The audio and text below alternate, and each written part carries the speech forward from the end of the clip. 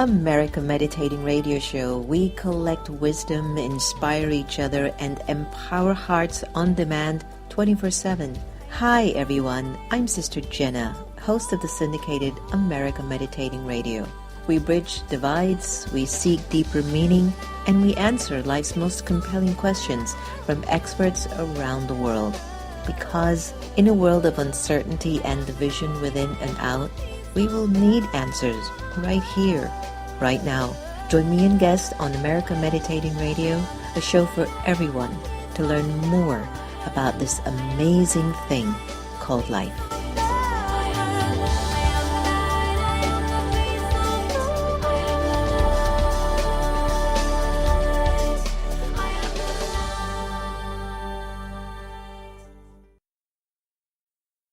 The Azar Foundation for Children of the World is an organization aimed to support women and children in need across the globe. We believe in empowering lives, strengthening minds, and providing programs that enrich health and education. The Azar Foundation was founded in 2003 and has been serving the world ever since. Visit us at our website at www.azar4children.org. That's www.azar4children.org to find out more information about our endeavors and join our mailing list. Remember, the smile and the cry of a child doesn't have any language. The Azar Foundation.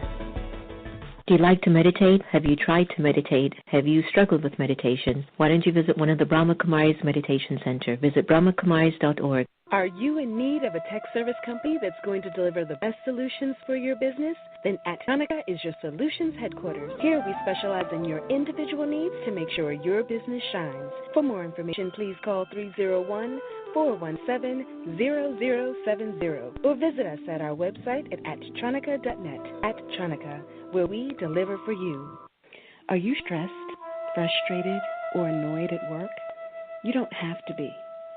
Soothe your mind and open your heart as Sister Jenna guides you through a peaceful, calming meditation that will prepare you to focus, be present, and most importantly, bring you back to your inner peace.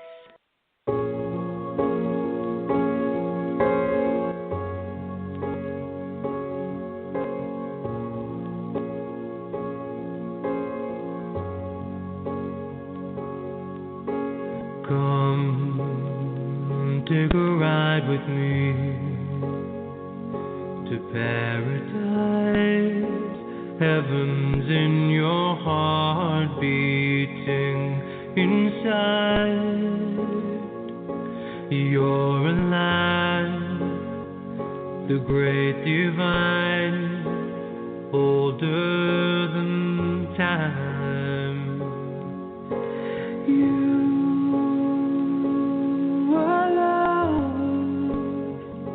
yes, you are loved, and the stars in our sky, billion-year-old lights light up the sky, and you can feel the universe through your heart, the divine design of you. The time has come for you to honor the miracle of you.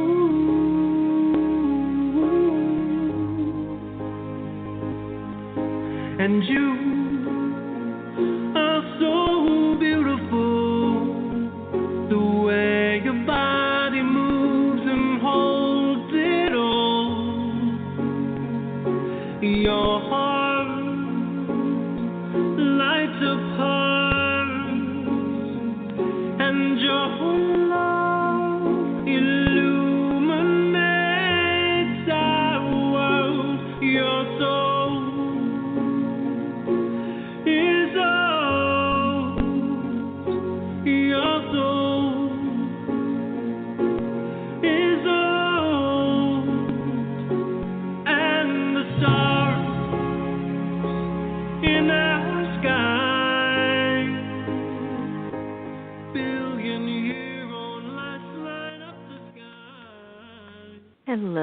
welcome to America Meditating Radio. I'm your host, Sister Jenna, and that's Paul Luftenegger, and we're going to be having a wonderful conversation with Paul later on the air. And, you know, when Antonia sent me information on Paul and we started to just look at his life story, I was extremely touched, everyone, by his presence.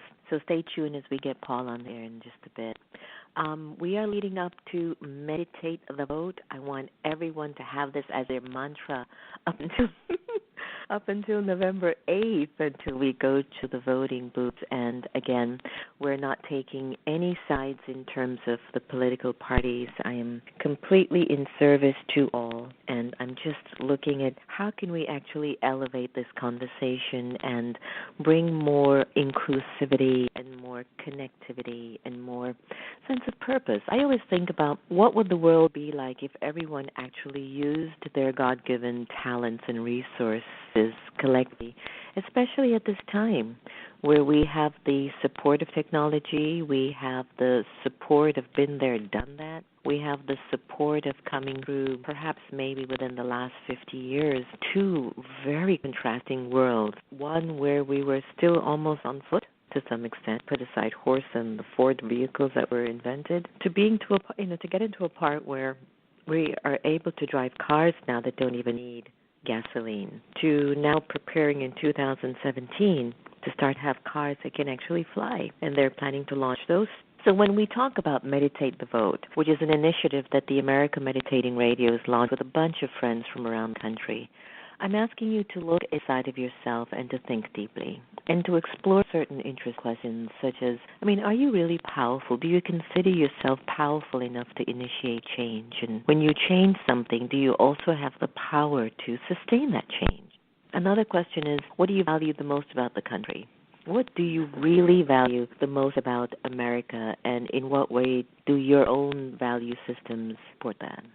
Are you worthy? Does your life model that worthiness? These are the questions that I want us to start to have when we're sitting together at Starbucks or having a day together watching the basketball playoffs at the house. And I want you to engage in these conversations and then tweet us and send us information about some of your aha moments or realizations. But we also want your videos that basically say, I meditate the vote. I have thought about this, and I will continue to think about this. I think the candidates that we have currently in our midst are signaling to us certain deep subconscious areas of thought that we have been feeding consciously or unconsciously. So please, my friends, I'd like to turn to you to support this worthy cause, and we're sponsoring everything, and we are happy to do that without anything in return other than minds a little bit more percolated and a little bit more elevated than they were before. It's no secret we're not experts at social media, but I'm absolutely fantastically great with live friends. So for those of you who are good at social media, I'm going to turn to you to see what you can do to support this cause.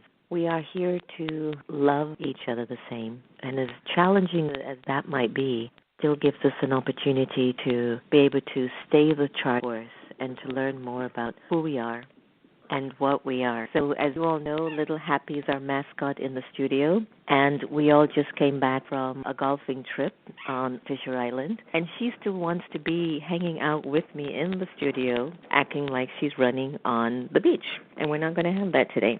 So anyway, so you might hear her in the background, and so I'm happy that she is happy. But without further ado, I'd like to invite our beloved Sister Gita to read us something very poetic and very beautiful for the show today. So stay tuned. We're going to have Paul Luftenegger on the air, and we're going to be talking to Paul about life. So, Sister Gita. Good day, and greetings of peace. Taken from An Angel Whispered by Patricia Tashiro. The question posed, is there rebirth, or do we live once and then leave? I hear what you're saying, but what do I believe? Is there rebirth, or do we live once and leave? It's a strange idea, if not taught since birth, that we live many times on this great spinning earth. I am open to the idea, but I need a bit of proof, she said to the angel. That's okay. Just look at these youths. Right before my eyes, she showed me a scene of souls whose memories hadn't been quite clean. Their memory from before has slipped through the crack. They will prove to you their souls have come back. They were very young children who had incredible skills and performed far beyond what was within their will. There were many others who, since their early years, had intense and seemingly irrational fears. The angel explained fear came from before, an experience they had had, which they had deplored. It stuck in their memory, but they don't understand. The same thing happens when you shake another's hand. Have you ever had an instant attraction? Body you don't know, but the soul stirs a reaction in you. The flip side, of course, also happens too. An unexplainable repulsion of someone you have just met. That doesn't happen by chance. Your souls have a history. You've known each other before. It is no great mystery. I still wasn't sure. I didn't know what to think. She said, "Watch this," and told me not to blink. It was a documentary about a young lad who could remember being both a husband and a dad. He knew all of the streets in his former town, but couldn't explain the mark on his crown. He found his old house and his previous wife and shared some secrets they'd had in their life. But it was she who told him about the mark on his head. It was in the same place where he had been shot dead. The trauma had left a mark also on his soul that he had taken with him to play his next role. I said, "That's enough. I will open my mind." Angel smiled and said, "It will help you to be kind. But to fully understand you reap what you sow, please realize this. You won't come back as a crow. Man has used his threat as a method to control, to get you to believe and behave and do as you're told. But this isn't right. It's a great big mistake. Human souls are always human, for goodness sakes. Although I was not sure about rebirth, I was open to it, but I know that some have strong feelings against it. For me, the most compelling evidence for rebirth are accounts given by children of previous lifetimes. In the film Life, Death, and Rebirth, Story of Reincarnation, there were numerous accounts of past lives given by small children. An open investigation, the details were indeed verified. One such account was given by a young girl who claimed she had been a boy who had been hit and killed by a train. She said that she, as a little boy, had had two little sisters, and the name of her father had been Thomas Benson. The little girl also identified the remains of the home she claimed to have lived in as a little boy. Out of curiosity, her mother checked the church registry and found that in 1875, a Thomas Benson who worked on the railway, two surviving daughters, and lived in the home identified by her daughter. Other evidence to support reincarnation comes through past life regression. In some regressions, people begin speaking languages they have never studied and use words that have become obsolete. Others have described buildings in great detail in countries they have not visited in their current life and have been able to unearth artifacts that were buried or hidden centuries before. Interestingly, some great philosophers believed in reincarnation. Socrates said, I am confident. I am so confident that there truly is such a thing as living again, that the living spring from the dead, and that the souls of the dead are in existence. Souls are eternal. They never die. The body does, but the soul lives its eternity in different bodies, in different countries, with different relationships. I have experienced that, having gone through a regression that took me back to 48 births. This is Gita speaking. So, life is eternal. Soul is eternal. Om Shanti. Wow, that was a big one. Wow. How do I decode that one, Sister Gita? You took us on a poetic journey of soul and birth and rebirth. And, I think that's where it comes to the whole notion as to why certain things happen to certain people. And I think we're all trying to decode all of this. And whether it's something that might seem traumatic, just could be just passed on due to whatever, I think there is still some very deep mystery there where we are all incarnating to really learn to love and expand and to be able to let our hearts flow more. So with that poem, which I think was quite an interesting process, why don't we take just a moment of reflection and silence and hold the line, because we're going to get Paul Luftenegger on shortly and have a wonderful heart-to-heart conversation with Paul. So take a deep breath, relax, and let's clear our mind. A clear mind. Taking just a minute, I turn my attention inwards. I silently observe my thoughts. Each thought, a ripple on the surface of a lake. I gently remind myself, I am like that deep, tranquil lake. As my mind touches tranquility, I allow calmness to wash over me, clearing the mind, returning me to my true peaceful nature. I allow peace to flow into my actions.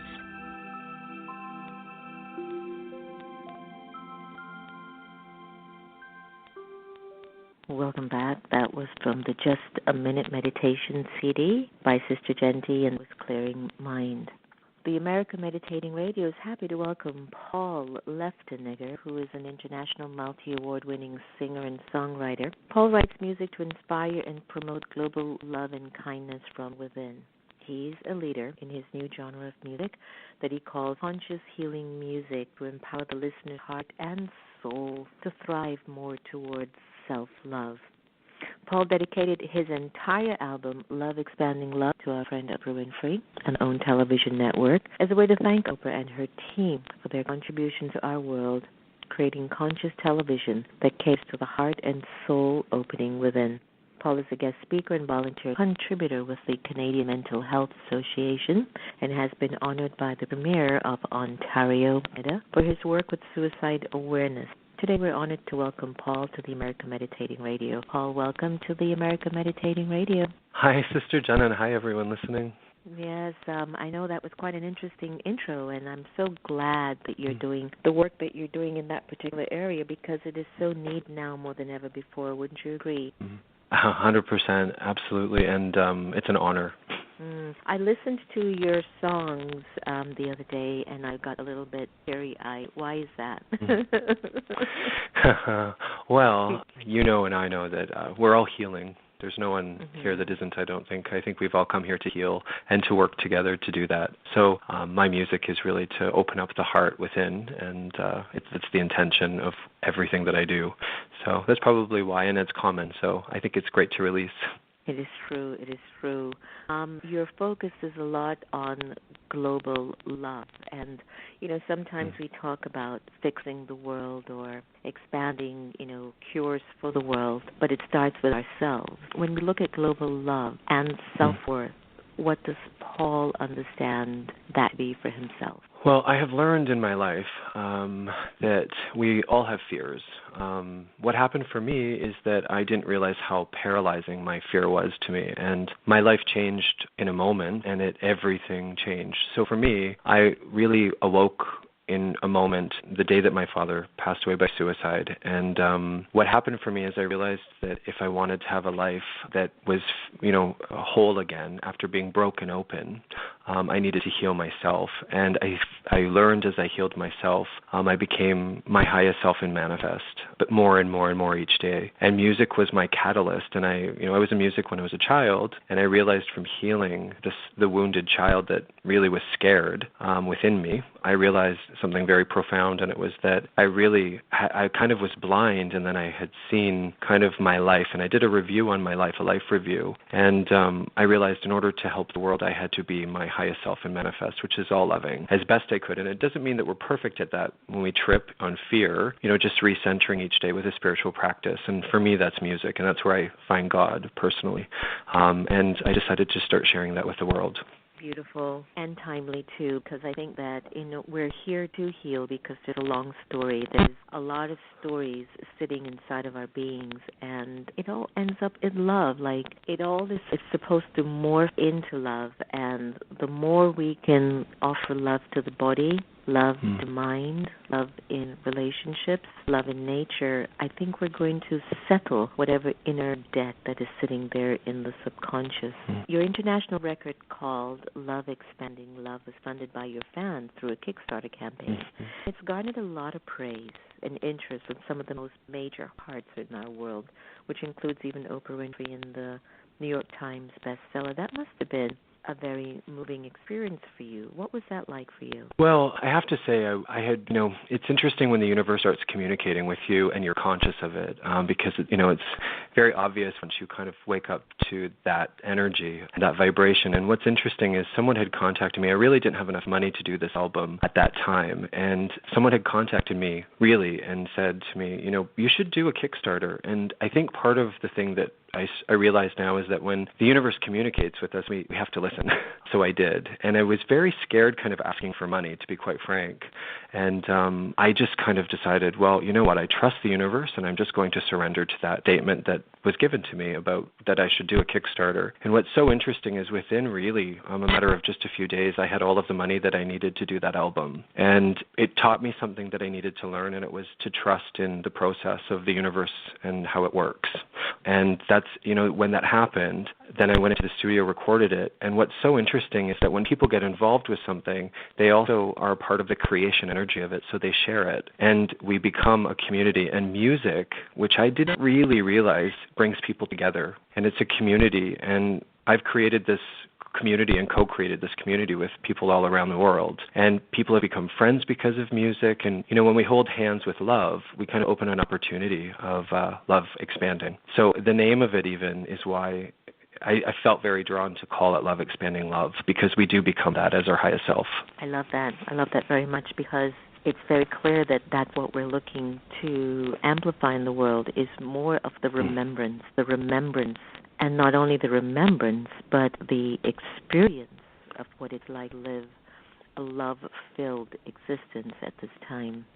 Many people are talking about oneness and the global community at large. And based on your work with international charities to advance social awareness issues like equality and human rights, what progress do you feel has really been made? And are you pretty optimistic about the direction that we're going in our world today?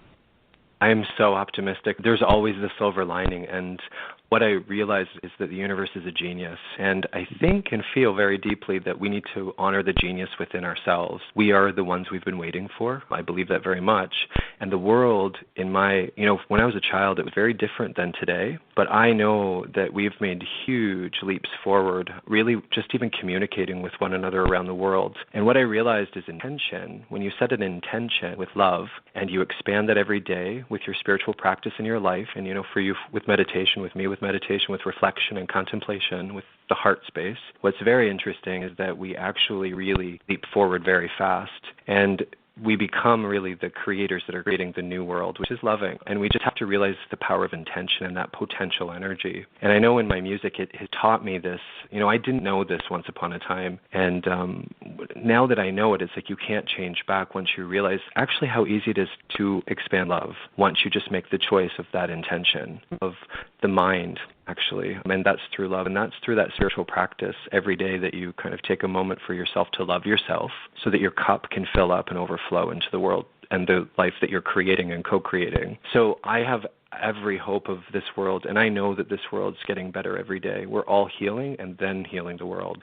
Are you there? I love what you just said, because I think that we have to live in our future form now, like what we are looking to walk into for our tomorrows. We have to model the experience and the vibrations of that now, because if we don't, we're going to be pulled in an old paradigm, or just an old sense of feeding ourselves, which is really, I would say, contributing to a very gray or very dark sense of consciousness. You released an album entitled The Miracle of You in partnership with best-selling author Anita Moorjani. Could you tell us a little bit about the album and how the partnership actually emerged? Absolutely.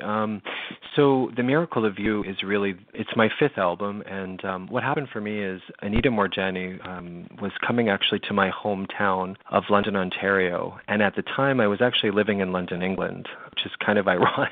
And we started communicating through Twitter, and essentially I just felt very much, again, the universe, was always speaking to us, and, are we listening is the question. And I knew internally that there was something that was opening in that opportunity, and she invited me to actually share her stage in London, Ontario, which is my hometown. And I had meditated that I could start this music from my hometown. So then it showed up through Anita, and very soon after, my team on the other side started communicating with me, which happens with my music, and really a song fell out of me very fast called Anita. And I went to the studio to record it to surprise Anita. And when I met her a few months later, when she came to the hometown of my youth, I actually flew back to London, Ontario from London, England, and we met, and we just knew instantly that we had to do something. And she had been a huge fan of my work, which I didn't know how much. And she said that through a challenging time that she was going through at that part of her kind of move to LA, she actually said that my music was very helpful to her. And we had this beautiful moment, and really just over a couple of days and a lunch and performing together, essentially, we decided to do this album together, and it's inspired from her book, which has sold, well over 1 million copies from my understanding, and it's in 47 languages, and it's, it grows every day because it's loving and kind, and it's basically an album that is all about honoring the miracle of oneself.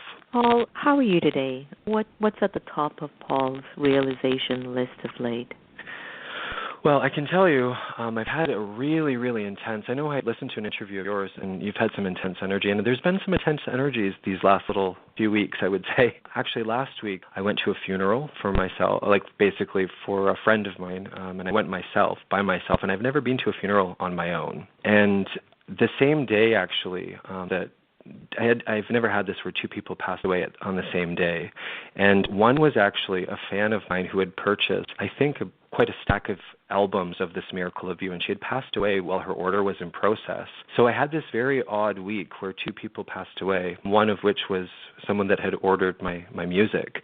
And that was very emotional for me. And I realized through that what a blessing her life was. And I really took some time to reflect on her life. And she was using my music in really her cancer treatments and sharing it with people. And it was just so touching. So that was one thing that I'm learning and growing and learning how to be me, I would always say. I'm learning how to kind of be me. And then this other funeral that I went to happened to be actually right around the corner from my home in London, Ontario. So I went to this funeral, and it reminded me of how beautiful and how important it is to celebrate life.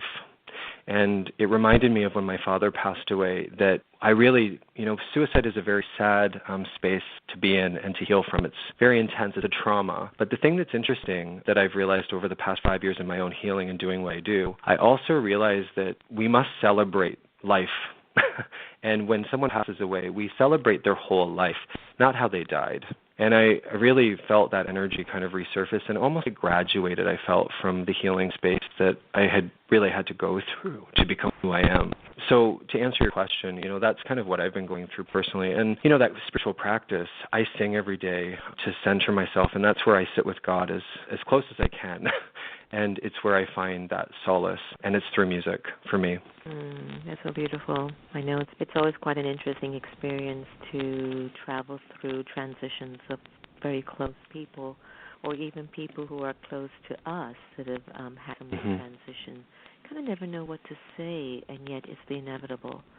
like each one of us will go through that experience. And so I think that's one of the reasons why I keep looking for deeper clarity on why we're here and what is the soul and how the soul relates through the body and et cetera, et cetera. So absolutely.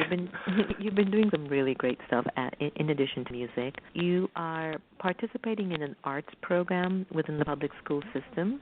And I would love to find out a little bit more, like, why are art programs really essential for youths today? What I realized in my own life, because everything's a reflection, I realized music kind of saved me and healed me in a way that I needed it to. And I know that there's a divine design to life.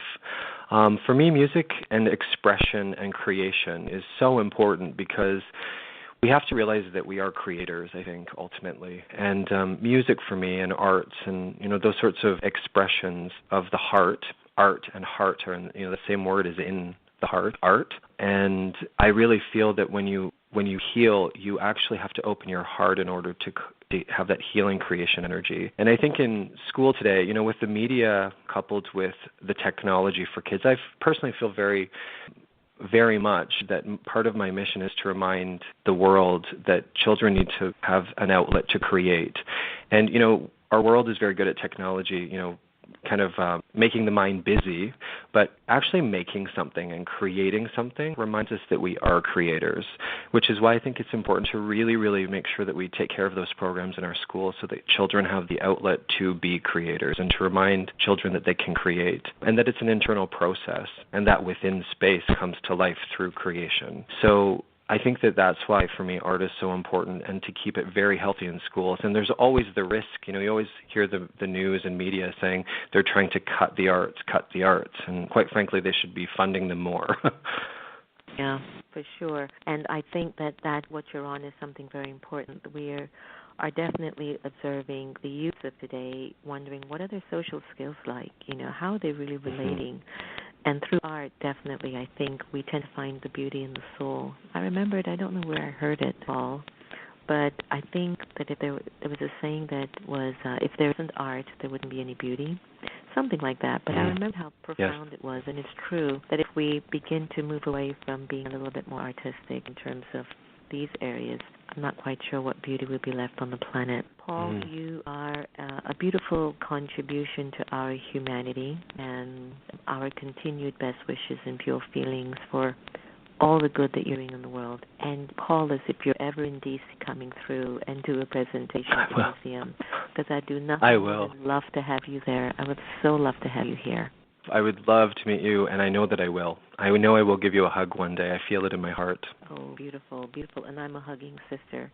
So before I let you go, share with us maybe a life quote that you're living by currently and a website where individuals find out more information about you.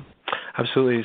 So first, I'll just, so I don't forget, I'll give you my website. So it's www.beekindness.com with the idea of pollination. So it's bekindness, like the bumblebee.com. So bekindness.com. And a quote that I'm living by right now is really, it's an open mantra, I would say. And it's just that the universe is opening its vaults for you. And I really believe that is a really beautiful reminder that the universe is actually helping you to thrive and to acknowledge that. Kind of my mantra going forward.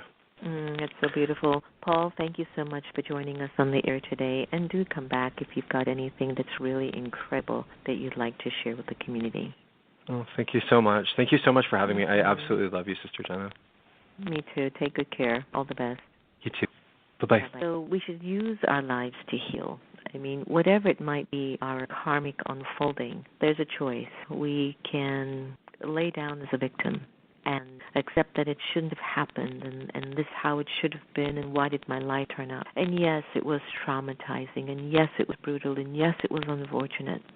But there's a reason for everything. It's not happened to us because of no reason. There is a reason for everything that emerges in our lives. And so we are learning to amplify love or expanding love, as Paul had mentioned in the conversation. And that's my call to all of you as well, that we need to challenge our ability to love more and to love fully, perhaps maybe more than we ever have.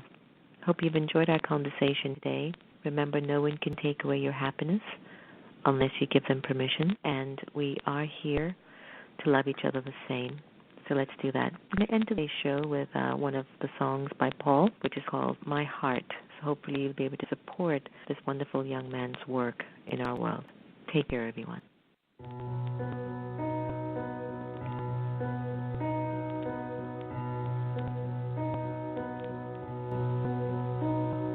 Put your hand on your heart and put your hand on your heart and say I love you and close your eyes, feel your breath beneath that beautiful heart in your chest and look inside of your soul. There is a love coming to life. I see your love as one love. I feel a joyfulness of bliss in this. And can you see all the waterfall? And your heart is leading to it all. Your stream, how it flows, it glistens as it goes. And shine your light, and shine your heart, shine your light, and shine